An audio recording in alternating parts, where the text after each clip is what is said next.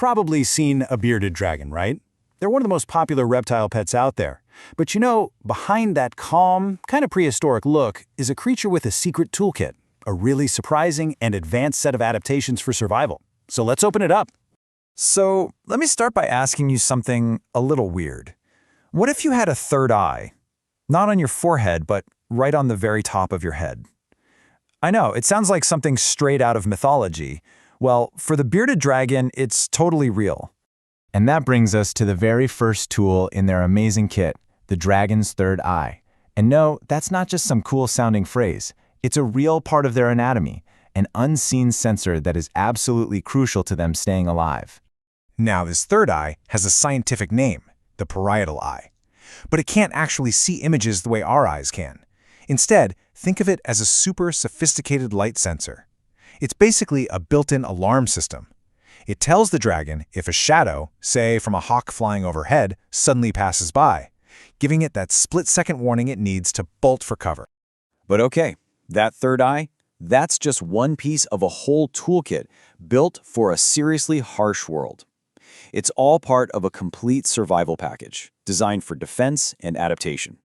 Their toolkit really has three standout features. You've got that iconic puffy beard, the ability to change color in an instant, and a surprising burst of speed. And each one plays a really distinct and vital role. First up, the beard that gives them their name.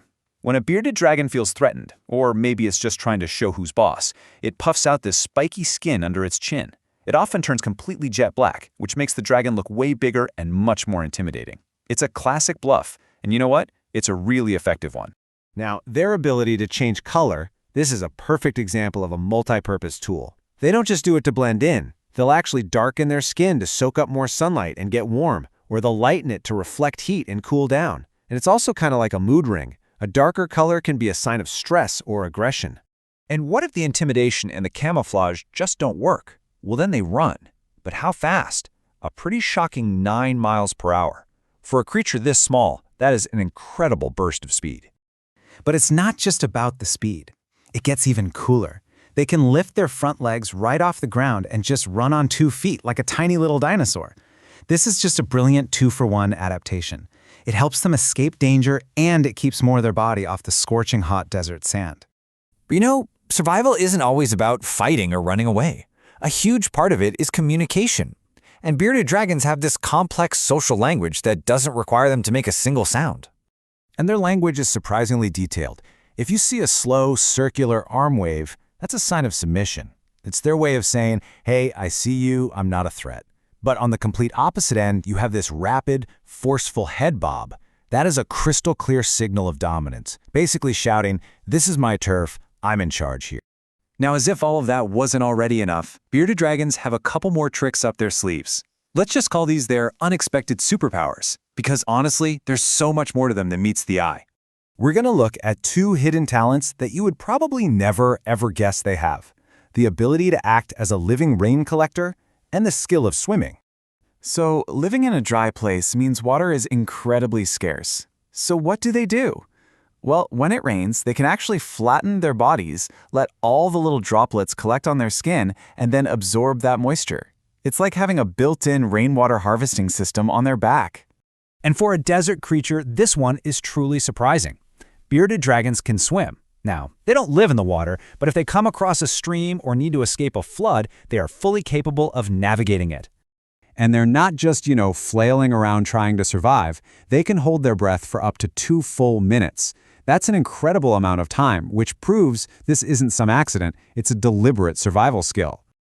All right, so finally, let's round out our picture of these amazing creatures by looking at the practical side of their life. What they eat, what they absolutely have to avoid, and where they originally came from. So they're omnivores, and that gives them a lot of flexibility. Their diet is a pretty healthy mix of protein they get from insects and all the nutrients they get from plants, especially leafy greens.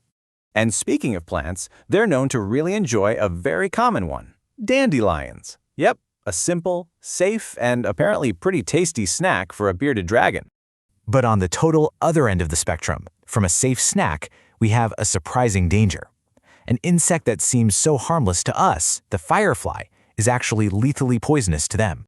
And the reason why is a specific chemical compound found in fireflies called lucibuphagins. For a bearded dragon, eating even a part of a single firefly can be fatal. It's a really stark reminder of how different their biology is from ours. So where did all these incredible adaptations even come from? Well, they're native to the deserts and woodlands of Australia. Their unique toolkit is a direct result of evolving in that harsh environment. And to protect the wild populations, their export is now banned. Which brings us to a final thought. After seeing their third eye, their color-changing skin, their secret language, and their hidden superpowers, what do you think? Is the bearded dragon just a common pet, or is it a true evolutionary marvel, hiding in plain sight?